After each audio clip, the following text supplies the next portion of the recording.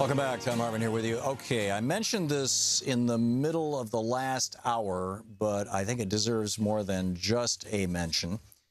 Joshua Eaton, writing on yesterday's Center for American Progress's blog, Think Progress, actually it was day before yesterday, the headline, Protestors Storm Heritage Foundation Building to Call for a Budget for the People.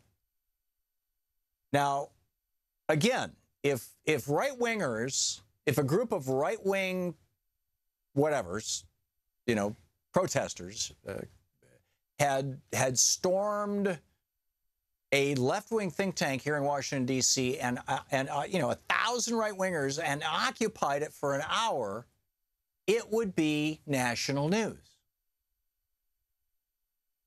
But the media basically only reports on what the right is doing. They you know, yesterday you had a bunch of senators and members of Congress introducing legislation to, over an 8-year period, raise the minimum wage in the United States up to $20 or $15 an hour. And no mention. It's invisible. It didn't happen. That was those lefties. Right. But Ann Coulter decides she's not going to speak in Berkeley. Oh, that gets reported. That's important. So anyhow, the article on Tuesday, organizers and activists with the People's Action Coalition took to the White House and the Heritage Foundation, a conservative think tank, to protest proposed budget cuts they say will have devastating impacts on the environment, the poor, and communities of color. An energetic crowd of around 1,000 people gathered between Lafayette Park and the White House. It's like 2 blocks from where I am right now. On a gray, drizzly morning in the district, to chant, drum, and listen to speeches and people in the front lines of budget cuts. And then, you know, then they got in buses. Soon, Park Police pushed the crowd back into Lafayette Park as officers led the 12 protesters to a waiting. They arrested 12 people. After the arrest, protesters piled into yellow school buses on the backside of the park for a second secret action. As they took off and people passed a hat to tip the drivers, organizers announced their target, the Heritage Foundation.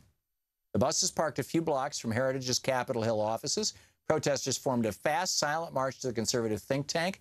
Once the towering concrete and glass office building was in sight, 2 organizers held the doors as protesters flooded into the lobby and began chanting. Organizers asked for an in-person or even phone meeting with Heritage Foundation President Jim DeMint. They said, but were told he was unavailable. They held the space for nearly half an hour. My apologies, I thought it was an hour. For nearly half an hour, chanting, drumming, and making speeches before flooding back out of the building to chants of "We'll be back." And then they started giving speeches outside and stuff like that. The Heritage Foundation, you know, the front group for big corporations in the United States. So did any of the big corporations who own the media tell you about this? No. Somehow that didn't happen. Did I do it right, Chris?